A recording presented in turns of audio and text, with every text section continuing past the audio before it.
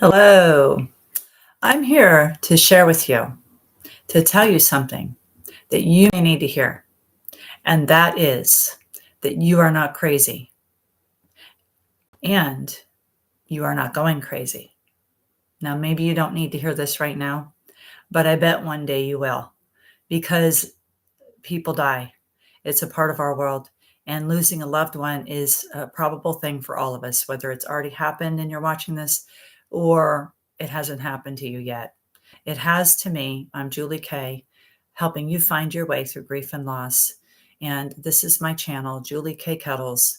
And what moved me to start sharing on my the channel I already had, where I was doing other things I won't go into right now, was the loss of my daughter, Heidi, in 2020, just before the lockdown. By the way, this is my first live on YouTube. I have done lives on Facebook, but it's my first one here. So I'm learning. So learn with me. We all need to learn. In order to go through this life is tough. It is just tough. We have fun times. I hope you have good times. I hope you have positive times you can share about in your past and present, but it's tough. And grief makes it even tougher. Losing a loved one, it makes it tougher.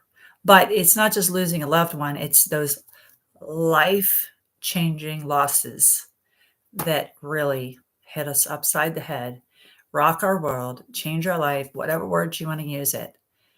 What you just saw me do is sign language. That's what my channel was about before this, sign language to music. And I have lots on my channel about that. But so I just like to throw in signs at times, just so you know. I am glad you're joining me today. I would love for you to, engage with me in the chat, and we will be on this journey together. I'm learning. I have not arrived, but I do aspire to be a grief specialist. I'm a life coach that specializes in grief and loss. So most people that come to me one-on-one for help are coming to me because of the pain, emotional pain they're going through, and learning to cope, learning to still have hope in it, and learning how to heal through it. Or they're just overwhelmed with life and it's not manageable. They need somebody to help them make it manageable, or to help them get out of the pit, whatever it is. But anyway, I'm here today to share about the fact that there are emotions and there are feelings and there are thoughts and experiences we go through in those life-changing losses that are completely normal, completely common. And that is a key, that you realize that they're common and normal. And when we hear that I experienced it, others experience certain things, then we know we're not alone. And it even more helps us to know that we're not going crazy, nor are we crazy. So I'm here to share one today, and I'm going to do that ongoing in this series. I have also made a pre-recorded video on this that is going to be going up this Friday in 2 days. Today's January 29th, 2025. So happy New Year. We're still in January, so I guess I can say that. But it may go more in depth with this and this series ongoing. So I'm glad you've joined me because, we all need help. We need to understand what's normal. One thing I was going through was a mild depression. Thank goodness, not an extreme depression, thinking that I wasn't supposed to talk about the death of my daughter or the loss of my grandchildren to be adopted out of the family. So I've shared that on other videos. I welcome you to look up other channels. You can put in the name Heidi and you'll see a story or a couple of videos on that, and you'll get more of my story. But so it took going into a coaching program with somebody, Christine, the purpose coach. I'll say her name. She's awesome. I went into a year program with her, and she said, "You're going to do a summit." And I was like, "Oh, really?" Okay, you got to help me. That's for sure. And she did. But we had to go find our speakers for that. And I didn't know how, and we weren't told totally how to do that, which was good for me. And so one person I talked to said, TED Talks are really good. So I looked up some TED Talks on grief, and that empowered me to say, you need to tell your story. You need to, don't let people shut you up. Tell your story, tell what's going on. And the different things I heard, that empowered me to go, wait a minute. Nobody's asking me, so I guess I'm not supposed to talk about it. And that empowered me to begin to talk about it. So one thing in grief is you got to get it out. All the experts say it. I'm going to quote and talk a little bit about Dr. Alan Wolfelt and his book, Understanding Your Grief, that a friend gave me. And I have been personally mentored by Mr. Gary Rowe, Pastor Gary Rowe, who is a wonderful, wonderful person to know and to be mentored by. So I have been personally mentored, I think, by one of the best in the world. And but I don't expect us say that I'm an expert, but I do aspire to eventually become an expert in grief. So anyway, I'm going to talk about one thing that you may say, what, but one of the common experiences we can go through, and that is crying, sobbing, weeping. Some people call it keening, which was a new word for me to learn, and wailing, weeping, sobbing, crying. Now, most likely you've shed a tear sometime in your life, right? But the more not used to that and having that need to cry, that the more you're not used to that, the more likely you might be feeling like you're going crazy because you're crying intensely, deeply from your, and if you're like me, I did it like a month ago, and it's like your mind may be going, what is going on inside of me? What in the world is going on inside of me? Wow. And you might be saying, like, wow, this is deep. This is strong. I can't stop this. I feel out of control. Okay, so that's part of the problem, is when we feel out of control of our lives, especially if we're used to having everything in control, we can feel like we're going crazy or think, am I crazy? So I'm here to say you're not, that it's common and normal. And maybe it's ongoing. So I just described deep, deep sobbing that comes up, usually from a trigger. Something in any of your emotions could trigger you, or you may not know what it was that triggered you. But it could be. It could be something you taste. It could be something you smell. It could be something you see and something you hear, something you feel, anything of any of those above, any of the senses. And, don't get hung up on what it was if you're not sure what it was. You may realize later what it was. I was triggered once, not like deep, deep, but I was triggered once by watching a commercial that showed a butter that my daughter used to buy that I never used to buy or see, but I remembered her buy it. So with that said, another thing that could catch you off guard, it could make you feel like, am I crazy, is that you just keep crying every day for months and months and days, long, long time. And you're like, when is this ever going to stop? Okay. So this can be, I can be talking about you or myself or somebody else maybe you see that's going through it and you think, are they crazy? So my example, briefly say about that kind of it startled me or took me back because I'd never heard my husband do this, was when his mom died. He found out he was in the bathroom and he was just, it was really loud. It was maybe wailing, you could call it. It was very deep and it was very loud, and it took me aback and it startled me because I, of course, never heard him do that. And I haven't heard him since do it. But that was his reaction. There was absolutely nothing wrong or abnormal about it. Okay. Thankfully, I didn't shut him down. I just left him be. And then, because he was alone doing it, if he came out and grabbed me, I would have hugged him. But part of what we deal with is and in other cultures, a lot of Eastern cultures, it's very understandable that we do this and common. They know it and they encourage it. Okay. But in our culture, and I'm in America, maybe in your culture too, maybe not. So it can be seen as very scary or very too much. That's just too much. They're too much. They're too emotional or too much trauma. I don't know, whatever word you want to use, right? So, but it's not. especially if you know that person's gone through a life-changing loss. Okay. And I'm not even going to say what types of losses, because it could be anything. It could be anybody. And maybe even you may be going like, I don't understand why I'm so shaken up and so hurting and so sad or so angry or so whatever over this person. Maybe it's your next door neighbor that you didn't even know that long. It could be an association of it. Who knows? But don't get caught up in that. Just recognize that this has been a dramatic loss for you, and you're feeling it, and you need to work through it. And you have your own grief journey for that person. Okay. So Alan Wolfelt calls it, saying that we go through a wilderness. It's like like a wilderness. The grief journey is like a wilderness. And he says that there are tree markers. He calls them 10 touchstones, or tree markers that help kind of guide us along our grief journey. And this is one of them. He says that to one trail marker is to recognize that you're not crazy. That's one of the trail markers, according to him. And then he has a chapter describing many different things, like sobbing and crying. It can be those different things that are really common, but that we can experience and think, what in the world is the matter with me? Or, I haven't seen anybody else do this, so maybe I'm messed up or crazy, right?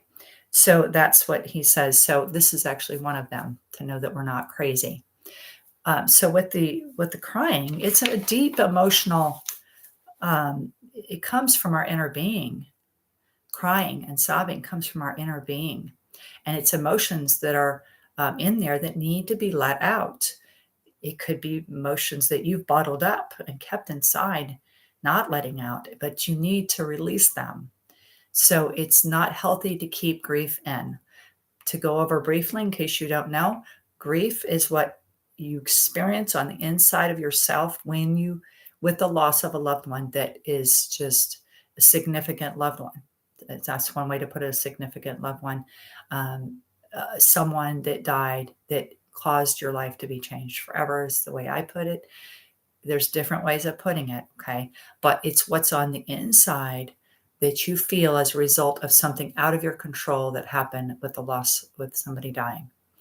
And it's also with things beyond that, not just with the death of a loved one or bereavement. It can be a move, it can be a breakup, it can be a divorce, it can be like me. A huge part of my loss was not just the death of my daughter, but the fact that my grandchildren, her 4 children, got adopted out, and we did everything to get them, but we couldn't, and we weren't legally allowed to, so we had to let go of them, not knowing if we'd ever see them again. That was a huge loss.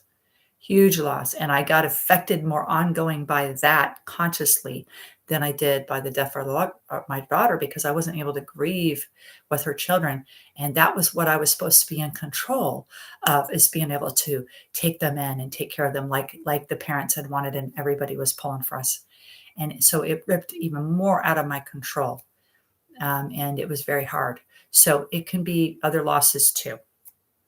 But it comes from strong emotions inside of us, and they need to be released. And, that very out of control feeling is, anything out of our control can cause fear, because we don't know what to do, or we're afraid it's going to happen again. So fear arises a lot of times from things that are out of our control. And that's a common thing we feel, right? So with that feeling of the loss of control is why you can feel like you're going crazy. But the very fact is it's that very out of control sobbing and maybe that needs to come out is where healing is going to come. And that's what helps you to express the feelings and get the grief out and move along your journey instead of getting stuck. That's what helps you move forward and move through it, and not get done with it, not get over it, not using those words, but that's exactly what's going to help you. And so that's what I wanted to share today. Those feelings need a way of escape. And they can't be controlled on the inside of us, and they can't be controlled on the outside of us, especially when it's a grief burst, when it just erupts. And that's what they call grief bursts. And, I've cried. where I'm thinking and feeling and I'm crying. But what happened a month ago, without me going into the whole story, is it just began to erupt when I was talking. Actually, I felt it. And as soon as I got off the phone, because of what the lady said, it was actually a good thing. It wasn't a bad thing, but it was a good thing. That all of a sudden this just started coming up and out, and it was so strong. And I went on for, I didn't count, probably half an hour or at least 20 minutes like that until it calmed down. And so I let it out, and I actually let it out over a phone call with somebody else who was calling in, and I was trying to pick up and ask her questions. And she worked through that with me, thankfully, and was there for me when I was feeling it. That's even more powerful. So one thing Dr. Wolfelt says is don't try to be strong and brave for yourself and for others. No, let yourself feel it. Be real about it. Accept what you're going through. Embrace it even. Embrace the pain of the loss is another thing.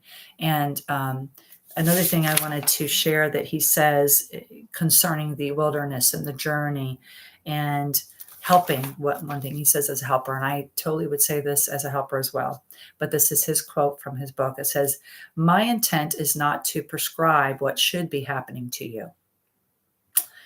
I encourage you to become familiar with what you may or might encounter while grieving and doing your work of mourning." So mourning is everything that you express your grief. When you express your grief out, when you get it out, it's mourning. Mourning is part of what we need to do to heal. So when I say get it out and process it, that is mourning. Whether you're talking to somebody, whoever it would be, whether you're in a support group or a counselor or a friend or your husband or anybody, you're sharing what you're feeling and what you're going through with that loss. That is mourning. When you write it, journal it, it's mourning. If you like to do art and you art it out, as Gary Rose says, TWA, talk it out, write it out, art it out, that is mourning. If you have a service for them, that's mourning. If you give a gift to a charity and honor them, it's mourning. If you do something for somebody and honor them, it's mourning. All of this is mourning. Okay.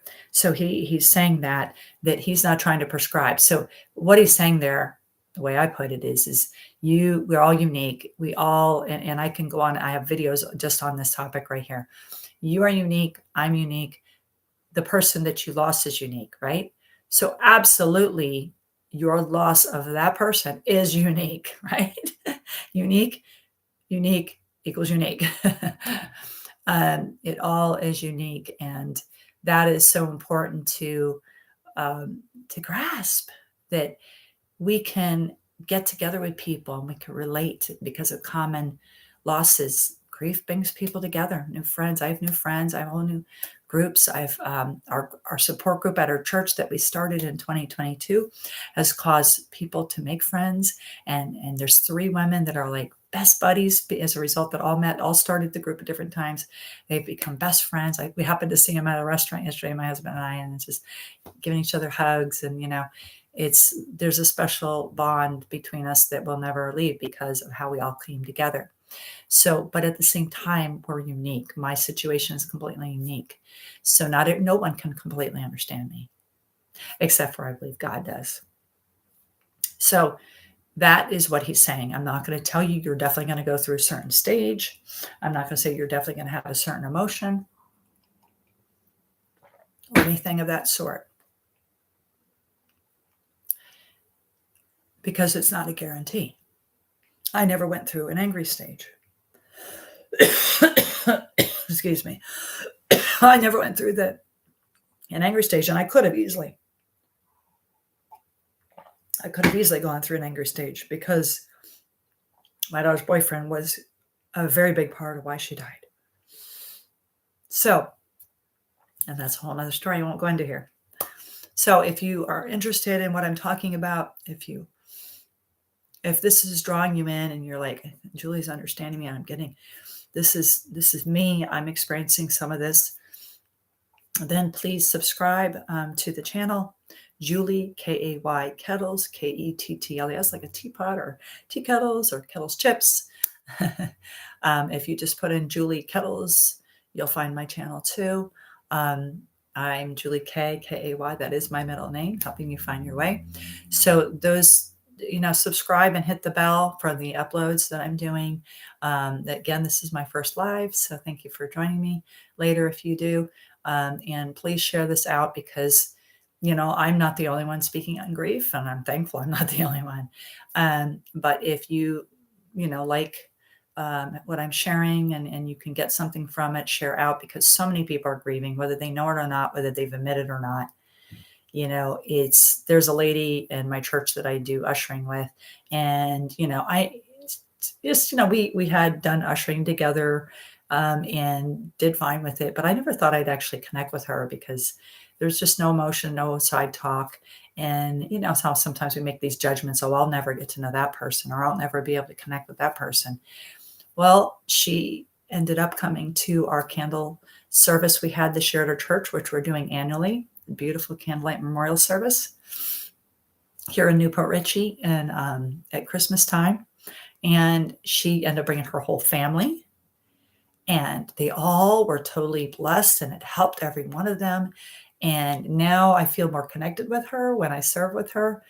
And I didn't know she was grieving. And two of the people, at least one, that I knew that had died, I didn't know she was close to them. And I had actually been there when that woman, right after she died, and didn't know she was even close to them, to that woman. So you just never know. But please, share the channel out, subscribe, and start listening, because, I talk about different things, and one thing may not be what you're relating to, but another one will, or maybe down the line that you can refer back and say, now I know what Julie means by a grief burst. I just had one, So again, welcome, and God bless you. If you want to want one-on-one help, I am online as a life coach and in person, and I do a whole hour free consult. Most people tell me not to do it that long. My coach actually encourages us to do that. I say with grief, you need to get time to get to know each other and see if it's a fit, see if I feel like I can help you, and so forth. So I give a whole hour complimentary consult. The link will be in the description. It's not right this second, but it will be in the description of this video. And you can PM me on Facebook or even DM me on Instagram. I don't look at that as much. If you want to talk about a one-on-one, or we can just talk. If you just need to cry, we can pray together, whatever you would like. And I'm here for you to help you if you would like that, and it would be a benefit to you. Okay. So Julie Kay, helping you find your way to grief and loss. And God bless until the next live. Take care. Bye-bye.